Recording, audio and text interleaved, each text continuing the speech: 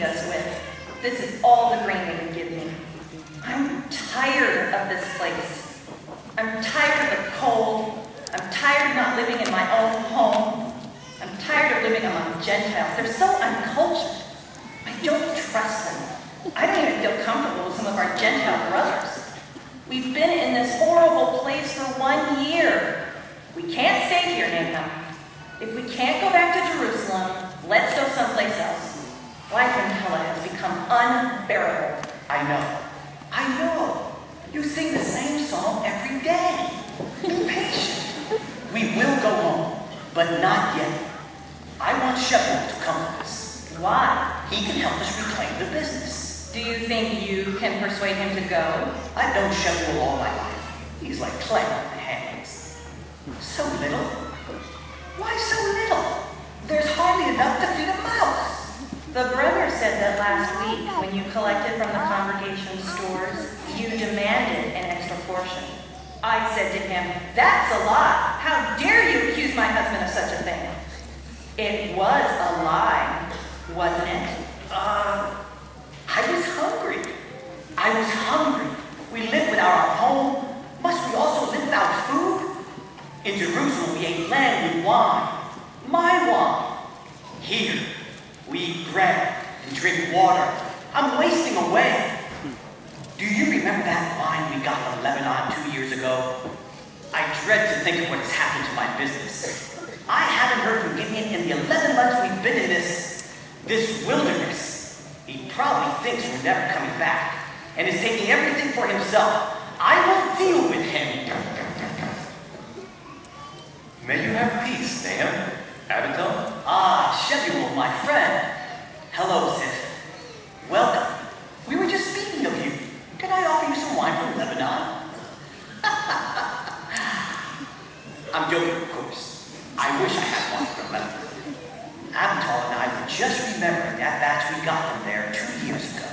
Much has changed since then, Nahum. It certainly has. Do you remember the banquets we had? What food, music. We offered hospitality to brothers visiting from all over the world. And we put a few shekels in their hands, too. Once you let me play my flute, Brother Nahum. And everyone enjoyed your performance. You were doing so well with your studies in music, Seth. So many good teachers in Jerusalem. Do you have anyone here to teach you? No, not really. I'm sorry, Seth. You have a gift. You have talent. It should be developed. I agree. It would be a sin to waste your talent. Of course, the best teachers are found in Jerusalem. You must come and play for us one evening, Ziph. I would like that. Well, we've all had to make sacrifices. Isn't it ironic? Look at this. Nahum and Shemuel, the charity ones, now rely on the charity of others. Nahum and Shemuel, the respected wine merchants, now break their backs in someone else's vineyard. The grapes we toil to produce, the goats in Jerusalem would spit them out. True, it's difficult. And what of Gideon, the man we left in charge? Have we heard a single word from him? No, not a whisper. Good day, Ethan. Ethan, welcome. Look, I brought you grain. A brother from the north sent it as a gift to the congregation. We have divided it equally among the brothers. There's one for your household too, Shemuel.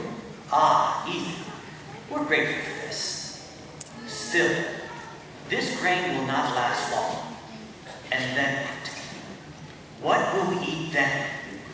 Food is becoming scarce. Soon there will be none left. Food shortages are everywhere. Jesus foretold that this would come about. You knew that. And you know that Jesus said that Jehovah would provide for his faithful ones. Where is your faith, Nahum? You remember the famine that occurred 20 years ago during the reign of Claudius? Of course. We were so hungry, and the brothers came from Antioch with all that food. You helped to distribute it. Jehovah cared for us then, and he will care for us now, if we remain close to him. There's no shortage of food in Jerusalem now. I've heard that there are large stores, enough to withstand a siege for years. Your heart is still in Jerusalem, isn't it, my brother? How could it not be? I was born there. I lived there all my life. Jerusalem is my home, and one day I hope to return. Look, here's the key to my house. I keep it here next to my heart to remind me. It's what keeps me going. Mwah. May I see it? You must take this key and get rid of it, Nahum. Take it up into the hills and bury it. This is our home now. Make it yours. There's no reason to believe that we'll ever go back to Jerusalem. Don't say such things. Well, there's food there. Here we're like the Israelites in the wilderness, only there's no vanity. No, my brother. 40 years in the wilderness was a punishment for Israel. Our being here is a blessing. A blessing? What blessing? We all know the answer to that. Zip, why did Jesus tell us to leave Jerusalem? Because the city will be destroyed. As we speak, Galilee is falling to the Romans. Vespasian is there with a force of 60,000. Vespasian, one of Rome's greatest generals. City after city has fallen to him. He will not spare Jerusalem. Yes. I know Jerusalem will fall. Eventually. The question is when? I don't want to spend the rest of my life here if the end is not coming soon.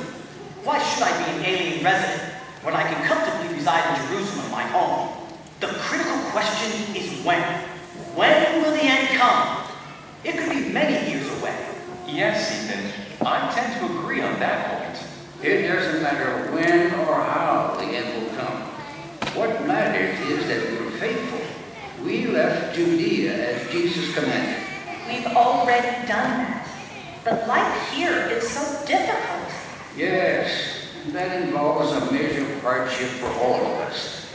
I'm sure it was the same for Abraham and Sarah, who left the prosperous city of Ur to live in tents. They never returned, and Jehovah blessed them. Jehovah will bless us too. Of this, though, there's no doubt. What Jesus foretold about the coming tribulation will come upon Jerusalem in God's due time.